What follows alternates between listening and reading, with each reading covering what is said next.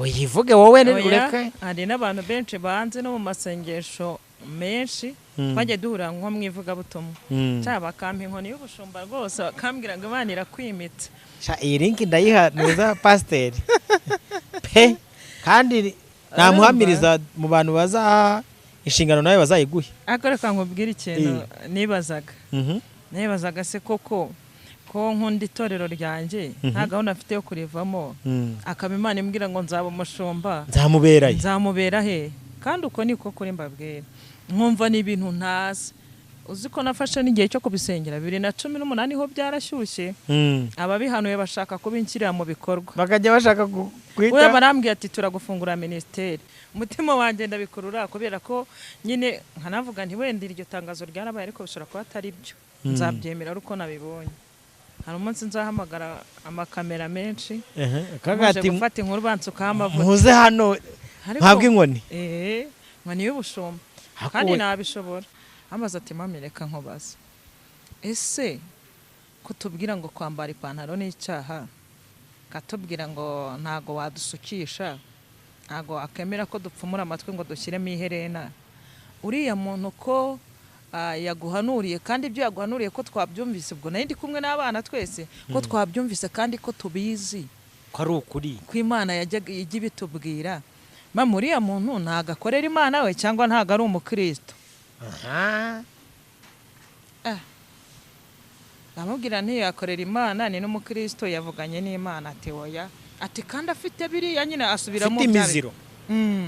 Arangije arambwira ati rero niba noneho abantu bambaye kuriya bisize basa neza kuri ati kandi buramba mbona ari abasirimu kukurusha ati ngiye mfite n'abana twigana ati bafite abamama babo babasirimu iyo nkurebye mba mbona uri umuturage kubera ko utameze nkabo. Anje ambwa ati niba uriya muntu yavuganye n'Imana yambaye kuriya ari mwiza kuriya sayimake yameze kuriya nawe uzajya ubikora natwureke tubikore niba twese tuzajya mu ijuru. Kankombwire Roba byarangoye yamaze igihe yaranze kujya ku ishuri ariko nubwo twari dukwiye kubitindaho cyane kubera ko nago bikomeye kubera ko abagore dufite ijambo ahubwo dukwiriye kwishima nk'abagore tukanashima Imana tukavuga ngo rwose Imana natwe hari ahandi hantu itugejeje. Oya ntago uzi ikindi kintu ufitiye amatsiko kwa kundi bano bajene bacu bajya bakubita umusatsi nuko ndi inyuma ya kamera ngo gira kwa kundi bajya bakubita umusatsi turi Imana ni Imana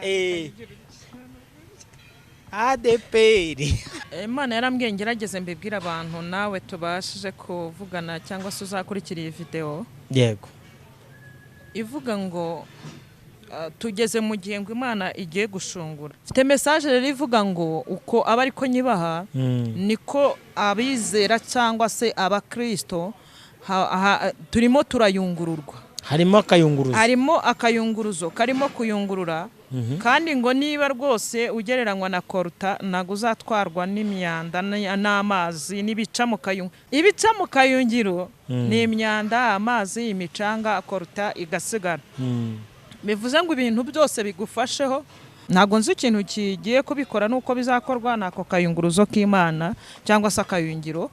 Irangije irambwira ngo nkuko umusaruzi cyangwa umuhuzi w'amasaka iyo bamaze guhura amasaka bibaye ngombwa ko bagiye gutunganya zira mpeke zayo ngo zikora icyo zigomba gukora hari ukuntu bafata intara niko muyita bakagosora. Ndongera irambwira ngo mbwira abantu ngo Uwiteka agiye kugosora ibimenyetso bigaragaza kutakibana na Yesu birahari.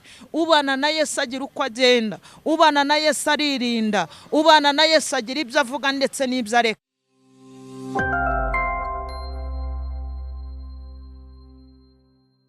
Reka ngusuhuze neza nshuti muvandimwe wowe udahwema kubana natwe umunsi ku munsi mu biganiro byacu. Nitwa Prince Robert umuhungu w'Imana n'abanyarwanda. Murabizi ko tubakunda niyo mpamvu tubatumira abatumirwa b'umugisha kugira ngo dukomeze twubake ubwami bw'Imana. Kuri kamera ndi kumwe n'umuyobozi wa televiziyo ikomeye hano mu gihugu yitwa ngo icyarye Isano y'Abera TV. Byavuye kuki? Byavuye ku Mana. Byavuye ku Mana. Yego. Isano y'Abera TV. Ega dufitanye isano Roba. Harimo iyerekwa rinini. Rikomeye cyane. ahubwo abantu bose banyarukire ku Isano y'Abera TV bakande subscribe. ari umugabo tujya tuganira witwa Spiriye afite yitwa ngo Irembo Ryera TV. Ahita ajya ambwira ati mwayoboka Imana, mwaririmba zaburishya, mwagira amasezerano, mwahembura abantu, ati gahunda ni ku irembo.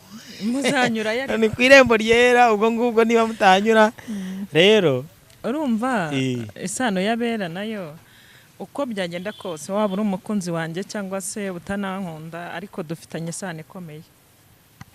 ako se hano twahuraga ko nabanyajemo agatogo mwana wa mama, ubu noneho biragenda bite?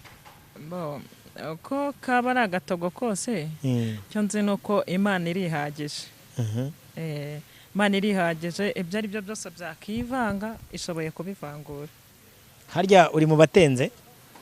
Oya, ntago ntenze ngewe. Ntago utenze? Ntago ntenze. Ubu ejo bundi nujya kubona ukabona kuri liste basohoye yabemerewe kwa abapasiteri kazi ko itangazo ryagiye hanze, uzabyagira ute Jose? Niyo mpamvu warumbaje ngo ndi mu batenze. Iyi nari ngoje ngo numve ko mu bazahabwa inshingano utariho. Ntago ndimo ngewe. Kubera iki se? Nene nta sezerano ufite yo kuba umushumba muri ADPR? Ntabyo Imana yigeze kubwira wenda dukurure nk'ahantu wagiye ufata amasezerano? Buriya navuga se ngo hafi ya bose barayafite, ndivuga ngewe ubwanjye. Uyivuge wowe ureka. Hari n'abantu benshi banze no mu masengesho menshi twagiye duhura nko mu ivugabutumwa, cyaba bakampa inkoni y'ubushumba rwose, bakambwira ngo Imana irakwimitse. Iyi link ndayiha nuza pasiteri pe, kandi namuhamiriza mu bantu baza inshingano nawe bazayiguhe. Ariko reka nkubwire ikintu nibazaga se koko ko nkunda itorero ryanjye nta gahunda afite yo kurivamo, akaba Imana imbwira ngo nzaba umushumba, nzamubera he? Kandi uko niko kuri mbabwira, nkumva ni ibintu ntazi. Uzi ko nafashe n'igihe cyo kubisengera 2018 ho byarashyushye, ababihanuye bashaka kubinkirira mu bikorwa, bakajya bashaka kwita. Oya, barambwiye ati turagufungura ministeri. Imana ibivuga twumva, nibanyumva barahita babyumva, barabizi bafite n'imbaraga z'amaboko, bari kujya bishyura sare z'amafaranga. Yego, z'amafaranga. Ati tuzajya tukwishyura sare rwose, Imana ikurimo turumva rwose, natwe twagushyigikira ubwami bw'Imana bukarushaho kwaguka mu bantu. Ariko nsenze numva rwose atari byo, ndakwiye gushinga itorero. Sibwo simbyumva. Rero ibi bintu by'umwuka babisaba ko wamungani tubijyamo cyane, n'Imana akaba ari tuyobora. Nk'abo urumva bari bashaka kugucira inzira, ubu uyu munsi noneho biragaragara ko nyine donc ratangazo ryanze bikunze ryasohotse. Urumva risohotse, nanjye nabyibajeho ndavuga ni uzuko Imana yavuze birasohoye. Uzuko ko bishoboka koko burya ko naba umushumba, mvuga bitaho kubera ko mu itorero ryacu ntago byari byemewe. Ariko numvise byemewe, ndavuga ni wasanga ari isezerano rya Joseline rigiye gusohora. Ibi bintu wabyakiye ute? Kubera ko dusanzwe tuzi ko buriya biterwa nuko warezwe, sibyo? Ngewe ntago ndabyumva, ariko ni ngombwa. Muri wowe ntago urabyumva? Umutima wanjye ndabikurura, kubera ko nyine nkanavuga nti wenda iryo tangazo ryarabaye, ariko bishobora kuba atari byo. Nzabyemera uko nabibonye. Hari umunsi nzahamagara amakamera menshi, kagati gufata inkuru bansukaho amavuta. Muze hano ntabwo inkoni. Nkoni y'ubushumba, kandi nabishobora. Ariko nanjye mfite isezerano. Nanjye mfite isezerano ryo kuzaba umushumba. Bantu mwimika dore Yesu yavuganye nanjye. Ese ko byari byemewe n'ubundi kuki watinze? Ntago baranyimika, ari ikibazo gihari. Begera abashumba, babwire ko impano yawe ikuze, nawe bagusukaho amavuta. Josephine hari nitwa Joseline. Na Joseline na Josephine mwese kimwe. Uramutse ubaye nk'umushumba donc ugafata inshingano, ni nk'ikihe kintu ubona wumva wakosora, ubona ko ati nuko nafite ubushobozi, nk'ikihe kintu wakosora? Njye mpaye nk'umushumba, ikintu nihutira kenshi, kuko n'ubu ngubu ndagikora nubwo ntafite ubushobozi buhagije. Ari handi none ufite uburenganzira, fati ndabivuze mu bikore. Nabwira abantu gusenga cyane, kuko ndabona abantu bari gusenga gake. gusenga cyane ariko sigiye mwadusengeshereje mutatwigisha none tugiye Ndumva. kurimbuka tuzize kutamenya. icyambere sibyo icyambere no gusenga buri umuntu ashobora no kugira inyigisho ahabwa atasenze n'ubundi ntizimucengere Yego. ntazifate Mm. nabanje ku cyambere cyo gusenga Yego. ikindi nakigisha abantu ibijyanye n'icyaha mwirinda kandi kubohesha abantu amategeko Ako kantu gasobanure neza urumva karimo gobyo. kubohesha abantu amategeko Mm. nk'ubu ngubu ngewe nk'abana banjye nabo ubwabo iyo mbigisha nababwiraga ko twebwe turi abakristo bo mu itorero nkaribabwira Mm. twemerewe kwambara ipantaro Mhm. mfite umwana muto ufite imyaka itari myinshi ariko kambwira ati umunsi nagiye muri segonderi nzaza nayambaye Mhm. nakubiseho iherena urumva Mm. ajya akunda kumbwira cyane ari n'abamama b'abashuti banjye bo mu itorero iwacu nabiganirije byarambanye ikibazo Mm. uranshokoje none utumye mbivuga Oya nta kibazo Byarambanye turi ikibazo. kwiganirira. noneho Mm. akambwira ati ese mami haje umuntu mu rugo aza kudusura ariko ari umukozi w'Imana agiye gutaha turasenga dusenze arampanurira by'ukuri sinibuka itorero asengeramo ariko yari yambaye ipantaro afite menshi n'iherena mbese yimakiye asa kwa kundi baba basa neza Mm. amaze kugenda umwana wanjye ntago ari mukuru Mm. ariko arabaza amaze ati mami reka nkubaze ese kutubwira ngo kwambara ipantaro ni icyaha katubwira ngo ntago wadusukisha ntago akemera ko dupfumura amatwi ngo dushyiremo iherena uriya muntu ko yaguhanuriye kandi ibyo yaguhanuriye ko twabyumvise ubwo nari ndi kumwe n'abana twese ko twabyumvise kandi ko tubizi ko ari ukuri ko Imana ijya ibitubwira mama uriya muntu ntago akorera Imana we cyangwa ntago ari umukristo aha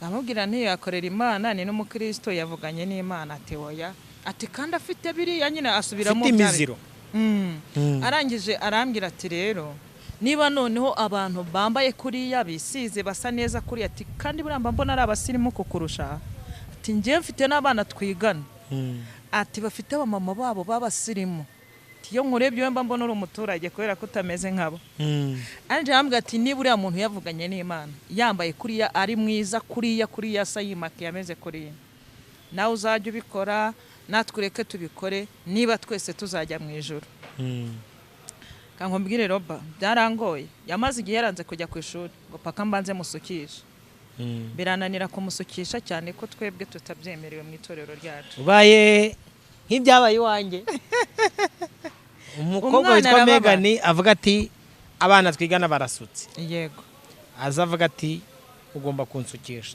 naho muri vakansi mubwiye ngo tujye kwiyogoshesha ati wapi uwitwa Neri mukuru ati aha ibintu mama atakora nzarebe ko abikorera muri umuna wanjye numva atari ikigeragezo gikomeye mwana ati nanjye niba abana ku ishuri bisukishe kuki njye nakwisukisha Nera ati mama niba utabikora ku cyumva ushaka kwishyira ku mwana wawe ntabwo mwizera bimwe aho wakora iki ni ikibazo gikomeye urumva mu bintu nakubwiye ngewe ndamutse mbonye inkoni y'ubushumba ntabwo nabohesha abantu amategeko nicyo nakubwiye kubera ko mu bintu nakora ibintu bitazagira abandi bantu bibangamira nagerageza uko nshoboye Imana yamfasha nicyo nishatse kuvuga ko byateje polemike cyane mbona biri kugenda biteza polemike cyane cyane muri itorero ryacu ariko nta nubwo twari dukwiye kubitindaho cyane kubera ko ntago bikomeye kubera ko abagore dufite ijambo ahubwo dukwiriye kwishima nk'abagore tukanashima Imana tukavuga ngo rwose Imana natwe hari ahandi hantu itugejeje ibahindurira amateka mba numva mfite amatsiko yo kuzabona umugore w'iperezanta ahantu runaka cyangwa mu giterane runaka avuga ngo ni umushumba mu itorero rya DP nzajyanaho telefone kuri kodinga ndumva bizaba biryoshye nanjye ufite amatsiko wese urabona atazaba ari byiza kandi bizabyara umusaruro cyane nigeze kubwira umudamu umwe bamwita Leya nyine donko turaziranye ndabwira nimba mbona ukwiriye kuba umushumba ati sha Robert kandi uzankoraho none kandi araza kumwandikira umunsi ati wabibonye ko byakoze hari ikindi kintu abantu bajyaga batekereza baguhanurira nubwo buri mu iteraniro bagutumiye nko mu ivugabutumwa ukumva umuntu araguhanuriye ngo mbonye ubumushumba ngo akiri inkoni y'ubushumba abantu bari mu iryo teraniro bahitaga bimajina ko wowe Joseline bahanuriye ahubwo ugiye gusohoka mu itorero ryanyu. Ariko ubu ngubu ni byiza ko nibongera kumva babimpanuriye bazamenye ko natwe wacu tubyemerewe. Ahubwo kandidatire tugomba kuyitanga. Pasiteri Zayi rwose niba mudukurikiye cyangwa n'abagenzi banyu. Imana imuhe umugisha ngewe musabiye umugisha rwose. Ahabwo umugisha n'Imana. Hari ikintu wakoze gikomeye. Bageze imbere agasanga aribeshye. Bo ntawamenya. Muri ibintu byose bishyigikiwe n'Imana birakunda, iyo atari bishyigikiye birasenyuka. Yego icyo nicyo gikomeye. Ubundi icyo nicyo cy'ingenzi twuguye kubanza kubiragiza Imana mbere y'ibindi bintu. Uko ni ukuri. Hanyuma tukuzi nk'umuhanuzi w'Imana. Uyu munsi tuzaniye iyihe message? Nzanye message iri mu ijambo ry'Imana nk'uko bisanzwe murabizi niryo dukunda gusangira. Yego. Ivuga ngo tugume muri Yesu. Tugume muri Yesu. Hari abavuyemo? Yego. Niba dusabwa kuguma muri we nuko hari n'abandi bavuyemo. Kandi niba tugize promosiyo yo guhabwa inkoni y'ubucumba turi abagore si ikimenyetso cyo kugira ngo twiyumvemo ko twabaye abakaze ngo tuve muri Yesu. Nkuzaniye message bataragusukaho amavuta niba yagusukaho ugume no muri Yesu. Iyo message irafatika. Bayadusukaho ariko mfite amatsiko. Ariko tugume no muri Yesu. Mfite amatsiko. Akuze ukuntu ubushumba ari titiri ryoshye ntago wabyumva. Nubona ukuntu ndi kumva nazamuye amavuta. Oya ntago uzi ikindi kintu mfite amatsiko. Kwa kundi bano bajene bacu bene bacu bajya bakubita umusatsi nuko ndi inyuma ya kamera ngo gira kwa kundi bajya bakubita umusatsi turi. Mande ni ma. ADPR. Ako nawe numva wishimye cyane madamu wawe barenda kumusuka amavuta. Sireye wanje sha bari baramubanga. Nagazi kubwiriza sinzi gwenda ariko nawe hari icyo azaselebrira. Niki? Umusatsi. Umusatsi. Abagore bose muri rusange bakunda umusatsi kandi na Bibiliya bivuga bwiza bw'abagore ni imisatsi. Mpamvu biri tubwira ngo ntitugakatishe imisatsi. Ubu nubwo ubona niyogoshesha ariko banyuranyije n'ibyo Bibiliya ivuga twakabaye dufite imisatsi igera inyuma nibwo bwiza bwacu. Yahumura. Kumura biri hafi. Habura gato. Imana izaturengera. Nukuri. Nabwagireka kunkoresha ikiganiro amenyo yose ari hanze. Ariko tugomba guseka. Ibiduhiga ni byinshi. Ubuzi nk'uwasuka ibiri mu mutima wawe hano. Ntago abantu bavuga ati ahubwo urakomeye. Kuburi guseka. Ko simanuye. No kubera Imana. Ndabizi ko uri umuhanuzi wasanga uri munyereko. Ariko ntobivugire kuri kamera. Oya ntago nabivuga kuko bizi nabivuga. Ngo witwaje Bibiliya ugiye kutuhanurira ahubwo ukomeza uduhanurire. Twibwirire ngo uzanye ijambo rivuga ngo kuguma muri Yesu. Kuguma muri Yesu. Wabaye umuntu ukomeye wahinduriwe icyiciro ufite indi titiro utari ufite tugume muri Yesu. Bivuze ngo wakennye guma muri Yesu. Wabaye tajire umva simama kwa jina la Yesu. Tugume muri Yesu kuko nibyo bifite imbaraga. Ubirebye ngo nta n'ikintu ushobora gukora utari muri Yesu ngo gikonde kabisa. Ubwo bubasha ntiwabugira. Kuguma muri Yesu. Urumva bigufasha se ko numva ubisubiramo. Robo urashaka kuguma muri Yesu? Ngewe buri uzi impamvu Yesu akuntumye arafata. Amen. Akankomeza kuko we kwankunda bihebuje arankomeza. Amen.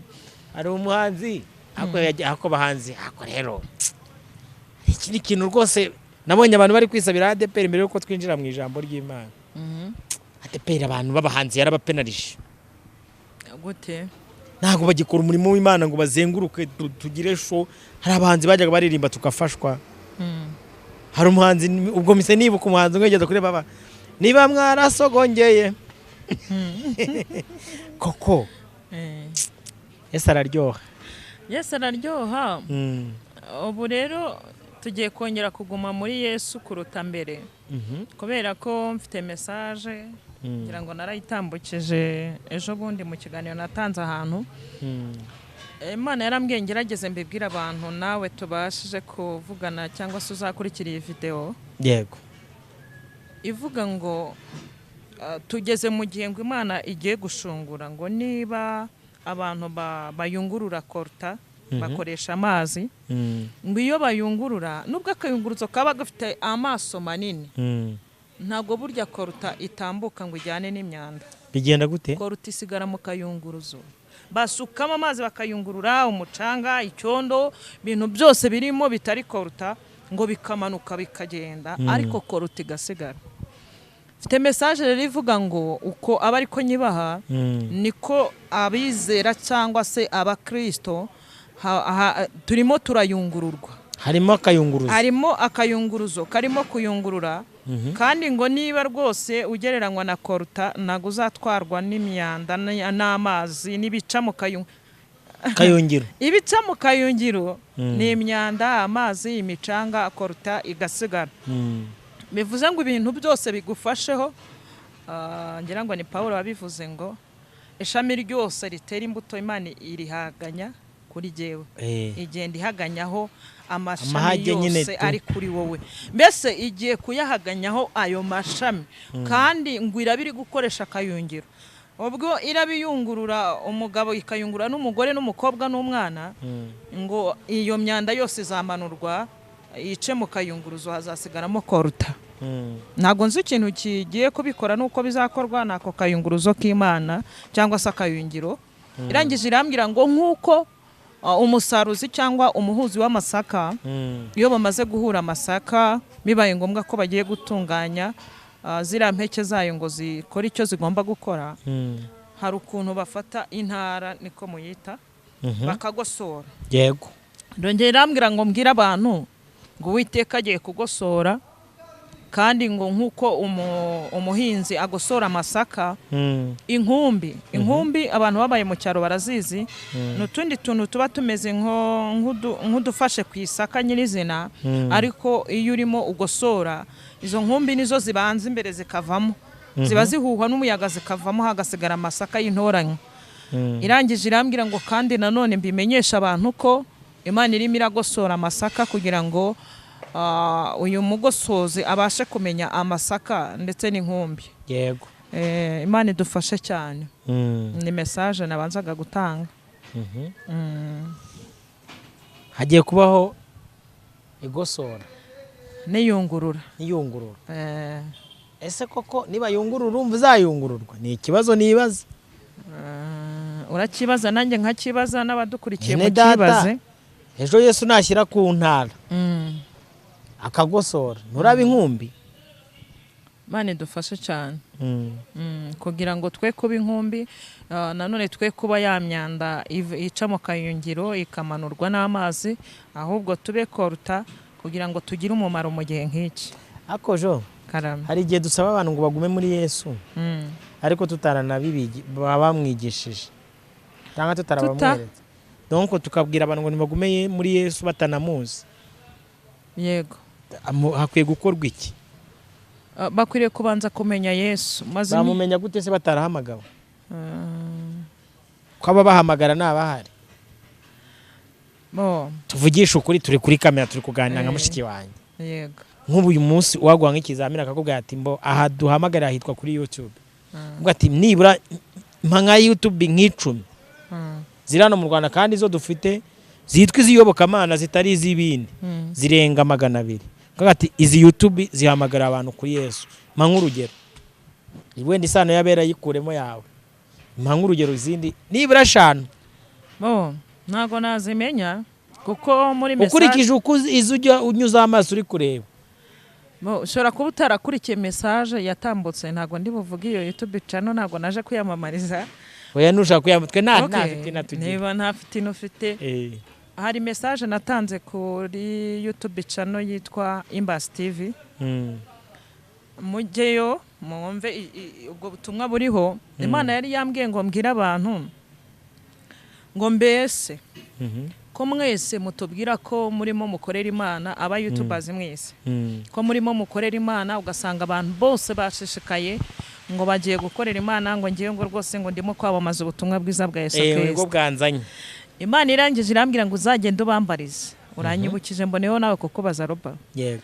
Ese ko bishoboka ko haba ikibazo cyangwa se impamvu ya YouTube bakavuga ngo hagiye kubaho amezi 5 nta dolari mubona, amezi 5, mwaba mukibasha kugira umwete mwinshi nk'uwo mushaka muduhamagara mutubwira ngo Joseline ngwino kuri kamera, noneho ngwino Josephine kuri kamera.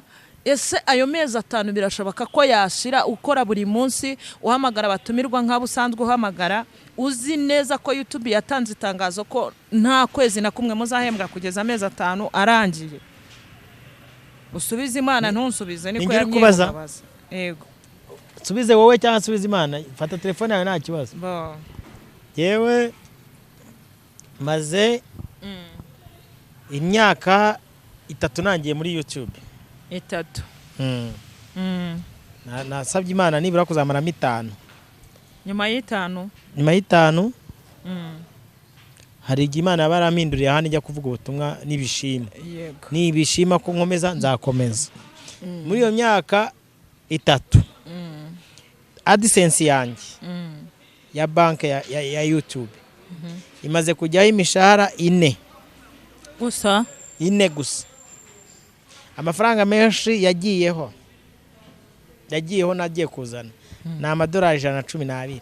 Bivugiye kuri kamera kugira ngo byumve neza. Kandi guhera icyo gihe nakomeje kuvuga ubutumwa bwiza. Imana iguha umugisha. Yego.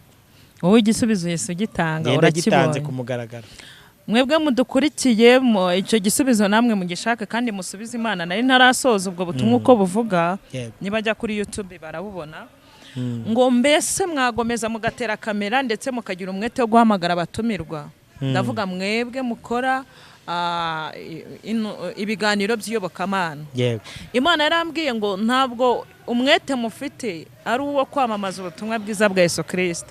Yarambwiye ngo umwete mufite ni uw'amadolari muhabwa iyo ukwezi gushize. Yego. Ariko ngo iyo irebye mu mitima yanyu nyirizina ntabwo ari umurimo w'Imana utuma mutaryama, utuma mwumva abatumirwa mwabashaka aho bari hose mukabasangayo, ahubwo nuko hari agashara kaza buri kwezi. Imana irangije irambwira ngo mbabwire ngo mbese ko mwasabye Imana kamera, ari abantu babonye kamera basenze. Kavuga ati Mana uramutse umpaye kamera kuko ibi byuma mukoresha birahenda. By the way nkanjye ntabyo mfite kandi nanjye ndabishaka. Imana ibiguhe mu izina rye. Kugira ngo ndusheho kwamamaza ubutumwa bwiza bwa Yesu Kristo bugera ku isi hose. Nta yindi mpamvu. Ngo abantu barayibwira ngo uramutse umpaye ibi byuma nkajya mbasha kubona uburyo nafata ibiganiro nkamamaza ubutumwa, rwose nta wundi murongo ndimo n'uwiyobokamana, nta kindi kintu nzakora kibusanyije n'iki. Ngo Uwiteka abagirira neza arabikora nk'uko mwabimusabye. Ngo ariko mumaze kurya ku idolari, banza ari amadolari murya aryoha cyane kuruta n'andi mafaranga, ngo muribagirwa mumaze kwibagirwa ngo none musigaye mukora n'ibiganiro mu byo mwagiranye n'Imana condition.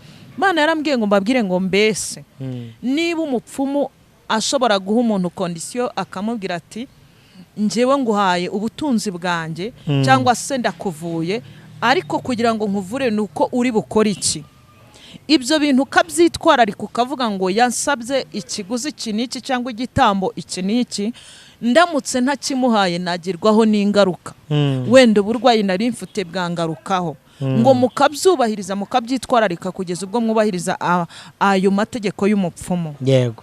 Ngo niki gituma mutabasha kwitwararika kondisiyo mwagiranye n'Imana. Yambwiye ngo niba umuntu waguhaye ikintu agukurikirana akamenya ko uko yakiguhaye ariko kikimeze cyangwa ko nta kindi waba waragihinduyeho, ngo niko n'iby'Imana ibaha ibikurikirana. Iyo ni message ndimo ndatanga. Iby'Imana yabahaye irabikurikirana, ibiganiro byose munyuzaho ijuru rirabibona rirabireba, ariko niba uzi yuko hari condition hanye n'Imana ikakubwira ngo uzabigenza gutya nk'uko wari ufite icyo uyishakaho. Yambwiye ngo wongere ugaruke mu murongo, Imana iracyafite imbabazi nyinshi. Ariko irangije iranambwira ngo mbabwire urwo rugero yabahaye ngo birashoboka cyane munabyitegure. Iyi message irakomeye. Yego. Ngo birashoboka cyane ngo munabyitegure kuko bishoboka ko hari amakamera menshi atandukanye agiye kuzabura bo bayatunga. Nk'uko nguko nge mwantunze kamera ndimo ndavuga, ariko hari igihe ushobora gucya, si we mvuze, sorry, ni urugero. Ushobora gucya wahamagara Joseline ugasanga nawe ari busy, ngo Imana igiye kohereza ikintu gituma umuntu wese yihugiraho ku buryo uri buje ureba ukavuga se Joseline niwe nahamagara. Oya, byaratangiye. Mbese kamera ukaba uyibitse mu rugo kugira ngo banze wisuzume uvuge ati ubundi ibintu nari ndimo ni ibiki. Iyo ntara rero irahari irimo iragosora. Ikindi ngo ariko nanone mwitegure ko bishoboka ko urwo rugero Imana ibahaye rw'amezi 5 rushobora kubaho cyangwa ngo rukanarenga. Ibyo mwita imishahara kuko ari byo mushyize imbere kuruta Imana, iyo mishahara ikabura. Mwebwe muriho mwumva ko YouTube iramutse itabahaye imishahara kugeza ubwo nubwo mukora ibiganiro binyuranyije n'iby'Imana ishaka kugira ngo mubone umushahara wa buri kwezi, Imana yambwiye ngo mbabwire ngo birashoboka ko umushahara wahagarara. Yego. Nubwo buryo mbihanuyemo wimbaze bindi. Ariko ndabizi turi bakuru, nawe utumva ikinyarwanda ushaka umuntu gusemura mu rurimi wumva, birashoboka ko niyo mishahara yahagarara. Birashoboka ko amezi 5 Imana yabahayeho urugero ashobora kuba cyangwa karenga uwo mushahara udasohoka. Mbese muzaguma gutunga abantu kamera bavuga ubutumwa bwiza? Mbese inyungu zanyu zitagihari hasigaye inyungu z'Imana muzabikora? Usubize Imana, ntusubize Joseline ibyo akubaza, nawe yabyibajije, nanjye ndi kubyibaza mu mutima. Imana ibaha umugisha mwebwe mwumvise iyi message. Asuri twasatiye umusozo. Yego. Ariko nubwo dusatira umusozo hari ijambo ry'Imana tugiye gusorezaho. Yego. Ijambo ry'Imana riri mu butumwa bwiza uko bwanditswe na Yohana. Ubutumwa bwiza uko bwanditswe na Yohana, ibice byaho 14 turasoma umurongo waho wa 4 wonyine gusa, twumva icyo Imana ivuganira natwe mu ijambo ryayo. Haravuga ngo mugume muri je nanjye ngume muri mwe, nk'uko ishami ritabasha kwera imbuto ku bwaryo ritagumye ku muzabibu, niko namwe mutabasha mutagumye muri jewe. Amen. Imana ishimwe. Ijambo ry'Imana riravuze ngo mugume muri nge nanjye ngume muri mwebwe, ngo nk'uko ishami ritabasha kwera imbuto ritagumye ku muzabibu, niko namwe mutabasha kugira icyo mubasha mutagumye muri jewe. Haleluya. Imana ishimwe. Wowe unkurikiye guma muri Yesu, kandi nugumamo ugumanemo imbaraga z'umwuka wera, kubera ko izi mbaraga z'umwuka wera utazifite ntacyo wabasha. Kandi ngo ugume muri Yesu nawe niho aguma muri wowe. Birashoboka ko waba uri wenyine Yesu atakiri muri wowe, ariko ngo gerageza ugume muri we nawe agume muri wowe. Yesu ntabwo ajya dukunda kugahato, nyankunda kubivuga. Yesu iyo umwemereye muragumana, n'iyo umusezereye Yesu arigendera, kuko ntabwo abuzaho kuba. Yesu ntabuze imitima yamuhaye ikibanza ngo aturemo. Kuba ubana na Yesu ni inyungu zawe, kuko kubana na Yesu bikurinda byinshi. Hari ingaruka nyinshi Yesu akurinda, kuko iyo ari muri wowe uba umuntu udasanzwe kandi ugakoreshwa ibidasanzwe. Imana ishimwe cyane. Ngo nimugume muri nge nanjye ngume muri mwe, ngo rega Yesu niwe muzabibu, twebwe turi amashami. Nta shami ribasha kwera imbuto ritari ku muzabibu. Ndagira nkubwire ngo niba nta mbuto ugifite, Yesu ntabwo akiri muri wowe. Niba kandi utakiri kubasha kwera imbuto, nukuri ishami ritakiri ku muzabibu. Ndaguhendahenda kubw'imbabazi z'Imana ngo wongere wegere umuzabibu washamiwe kugira ngo wongere were imbuto. Ibimenyetso bigaragaza ko utakibana na Yesu birahari. Ubana na Yesu agira uko agenda, ubana na Yesu aririnda, ubana na Yesu agira ibyo avuga ndetse n'ibyo areka. Haleluya. Icyampa ngo ugume muri Yesu nawe agume muri wowe. Yesu naguma muri wowe azakurwanirira intambara utabasha kwirwanirira, azakuneshereza ibiguhiga mu buryo utabasha kubineshamo, na cyane ko wamenye ibitaratugeraho. Imana ishimwe cyane. Tobini stai gide vodra. Nabwo Yesu yagufata ku ngufu ngo aguhate, ngo akubwire ngo ngewe Joseline ngo ndashaka kuba muri wowe. Ninje uha ikibanza Yesu akaba muri nge. Yesu iyo umuhaye ikibanza araza agatura muri wowe, agakorera muri wowe, agakora iby'ubutwari muri wowe, ndetse agakora iby'imbaraga, akabasha no kwihishurira abantu benshi anyuze muri wowe, kuko wagumye muri we nawe akaguma muri wowe. Imana ibaha umugisha. Kandi mwongere mwibuke ko jambo ry'Imana ribivuga ngo mbese ntimuzi ko imibiri yanyu ari insengero z'umwuka uri muri mwebwe.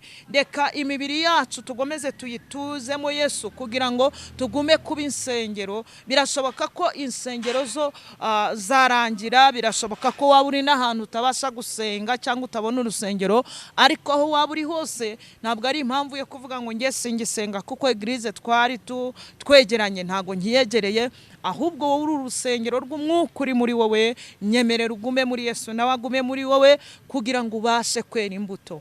Iyo Yesu atakiri muri wowe ubasha kwiba bigakunda. Iyo Yesu atakiri muri wowe uresikora bikemera. Iyo Yesu atakiri muri wowe ntacyo utinya, urasinda, urasamba. Ibintu byose byangwa n'Uwiteka ubikora nkaho ntacyo bigutwaye, kuko uwagutinyisha atakiri muri wowe. Yesu wagutinyishaga ibyaha aba yaravuye muri wowe, ugasigara ugenda ariko utakimufite.